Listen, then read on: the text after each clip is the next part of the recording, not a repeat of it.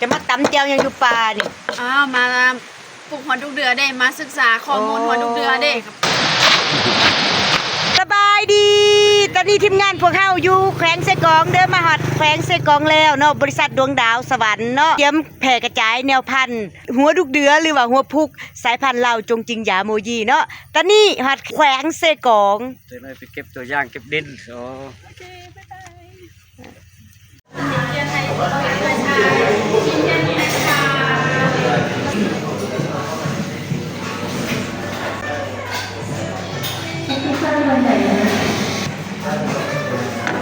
สบายดีตอนนี้พวกเฮาอยู่แขวงเสกองเนาะมาเจอบัวสีกับเอื้อยสีเบัวสีคือกันเนาะสมพ่อไปนำกันซื้อคือกันอยู่แขวงเสกองเนาะแม่ตอนนี้เฮาอยู่แผนกกสิกรรมแขวงเสกองเฮ็ดเวียกอยู่นี่หลายปีแล้วบ่ได้เบียร์นี้ประชาชนเลยโอ้มาพัวพันเกี่ยวกับการกสิกรรมสิปลูกหยังแหละโอ้สิเลี้ยงสัตว์โอ้บ่อยากอันปลูกหัวดุกเดือของบริษัทดวงดาวสวรรค์บ่แท้จังว่าคอมเมนต์ในเฟซอยู่ว่าอยากได้แนวพันธุ์มาปลูกแบบใดเพิ่นมาพัวพันเอกสารถ่ายเอกสารผ่านแล้วจังขยายไปทุกๆแขวงทั่วประเทศเลยยินดีที่ได้รู้จักเด้อสนใจเด้อใจสวัสดีบ๊ายบายโตยังไปจะได้ตายแล้วโอ้ยบักหลายใครเนาะเฮ้ยนึกบ่ใครกินหรอไปโทษกินว่ะไปสั่งให้ร้านอาหารโทษใครเนาะใดน้องโตตะพันเจ้าสั่งอาหารมือเนี่ยถามหัวหน้านี่หัวหน้าเป็นคนซื้อขายจิหล่อจิไหนขายให้เบิ่งได้ด้วยเบิ่งมั้ยได้ชื่อบ่เฮาจะขอเบิ่งได้บ่เบิ่งหมดนะจะได้จะได้ชื่อซอยเช้านี่นี่ซอยนี่ช่องอาหารนี่เป็นคนที่ถึงจักโตนี่อย่าบ่ต้องเอาออกบ่ต้องเอาออกอัดไว้โตใหญ่เนาะเอาหมดเลยเอานี่มา3เลยค่ะเอาใส่เครื่องย่างมันจะได้ทำมื้อเลยค่ะอันนี้จะเอาได้เช้ามีของใส่มันมีของใส่ใส่ทุกอย่างมีซอยของข่อยในเช้าตัวนี้เขาไม่ขายแบบให้กินมักสวยๆเจ้ากะลิน Facebook ลินมือถืออยู่อ่ะบ่สิเจ้ากะลินมือถืออยู่บ้านบ่ได้ลินมือถือเลยว่ะเจ้าบ่กินไม่ค่อยเดียวเอาซอยนะกินโอ้ก็อยากซอยอยู่ให้เราได้จื้อซอยเช้าตัวหาเลยเงิน是不是是不是拿去吃的บะทุกอย่างน่ะดุกตุ้งทุกอย่างทุกอย่างโอ้ยตลอดมีอย่างอีกอย่างปีน干嘛这个ชื่อแล้วมา吃的应该是吃的ชื่อซอยนะชื่อซอยนะชื่อซอยนี่บ่ออก带走了会不会死这样会不会死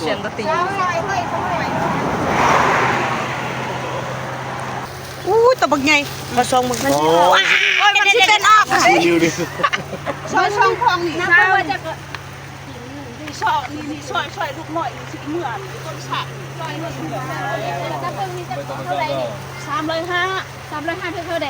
เงินเก็บก็ไหนตีช่องโตตะพันเดี๋ยวค่อยคูณตัวละพันกีบอ่ะตัวละพันกีบกับ2,500 2โตว่ะ2ตัวพันกีบแสนหนึ่งแสนปลายนี่แสนหนึ่งก็เอาชื่อซอยนี่ชื่อซอยแล้วก็นับโตให้มันบ่นับเอาสิเอาบ่เอาของข่อยมา3เลยเอาบ่มันครบ2แสนทันทีเท่าไหร่นี่น่ะเพิ่นนับเพิ่นแห่ว้าวสวยจัง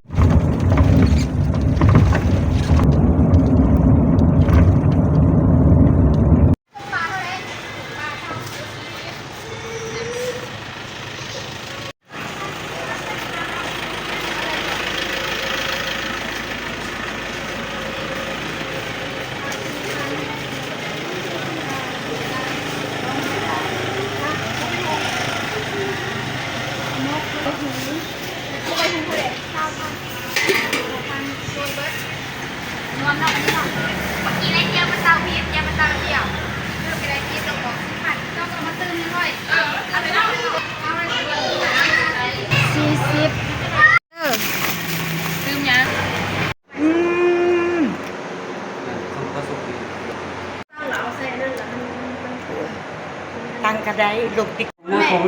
เน่มองนี่เน่มันเอาก่อนโดย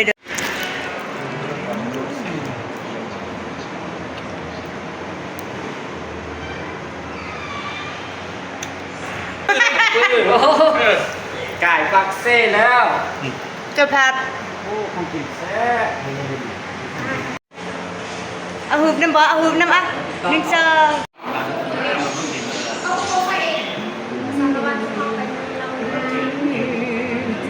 เราสานใจในการเห็นเกี่ยวแบบนี้ ผู้ใดงามหันหน้าเด้อผู้ใดงามเด้อ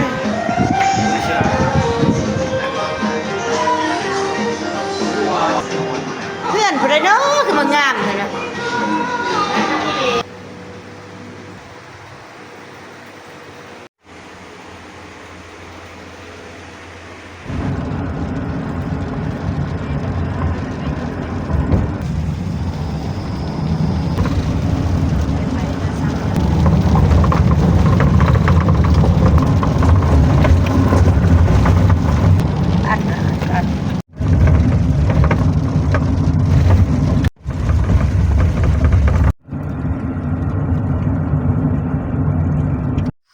จอดพัก อันนี้แม่นดินภูเขาไฟเก่าแมันบ่นี่เบิ่งนำกันเนาะดำๆนั่นนี่หรือว่ามันบ่อนก่อสร้างเก่าวะ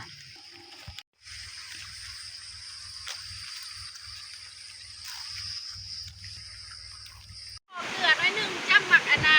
ขามป้อมเมารถ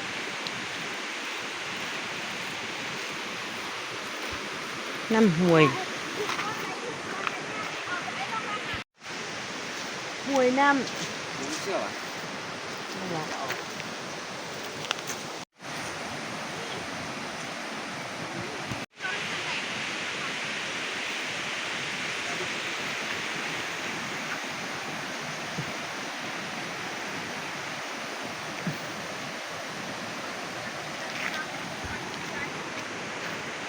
จะมาตำแจวยังอยู่ป่านี่ อ้าวมาปลูกหัวทุกเดือได้มาศึกษาข้อมูลหัวทุกเดือได้ได้ตำเจียวก็ได้ไปกำลังปิ้ง สัมภาษณ์อายก็ได้ปะเฮ็ดหยังอยู่นี่จีจีนาย เพิ่น จีจีรอ กำนึงข้าวเนาะ ปอกใส่แดง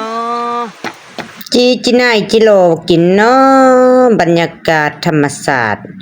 ลมเย็น เย็นสวย ถูกเอาเหรอ ๆเอา เอานี่ยังเขากินไปเลยอุ้ยเอามาเจ็บกลับมาตัวมันตก โอ้ยบ่เห็นจะตกใส่ อยู่ลม อู้ ผิดไหมจับให้ค่อยอยู่ลม เอาก่อนไหมเอาก่อนไหม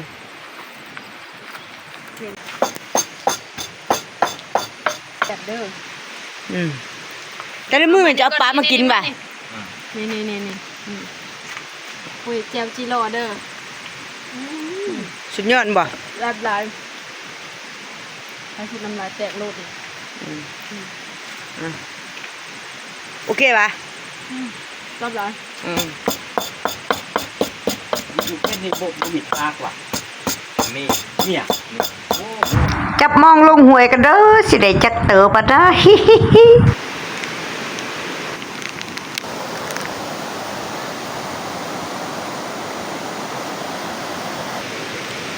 ก็ว่า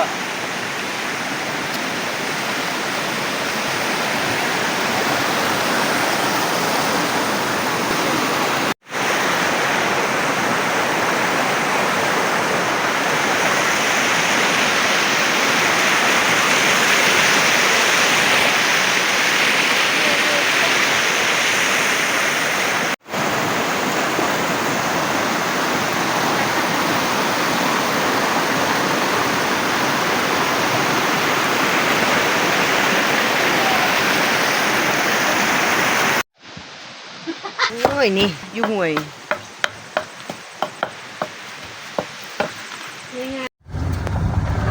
ตกแน่นๆเลย น้ำเซซุ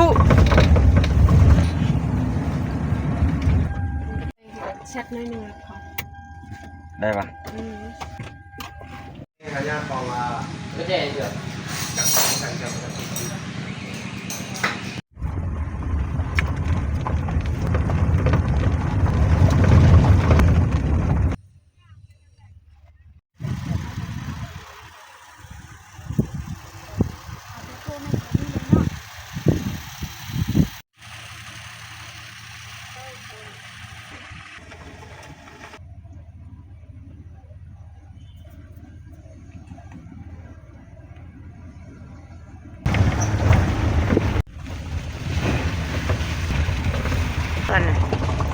เดินบังงับ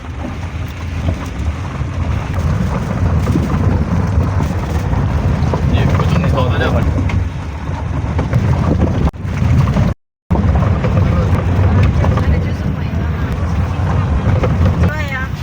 滑的那谁？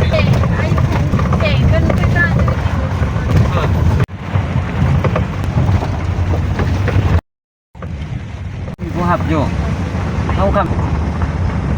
เมื่อไอ้ทรงเบอร์นั้นถ้าแม่ลองประสานงานหมู่ไอ้น่ะยิ่งจัดอันนี้เป็นนั่นเลยเงินเข้า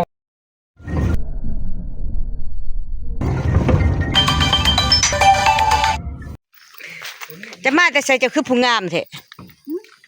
จะไปประกวดนางงามมาบ่อยู่ ประสานแม่ โอ้หนูไปหาร้านค่ะ บ้านอยู่ไหนพุ่นบ่เออ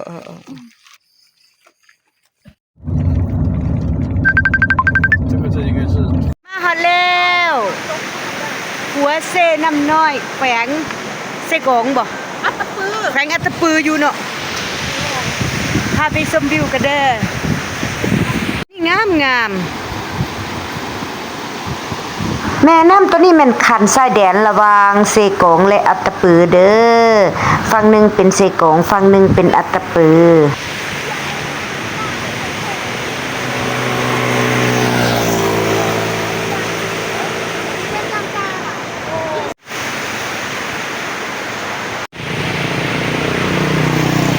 ปลางามงามที่ฝั่งนะ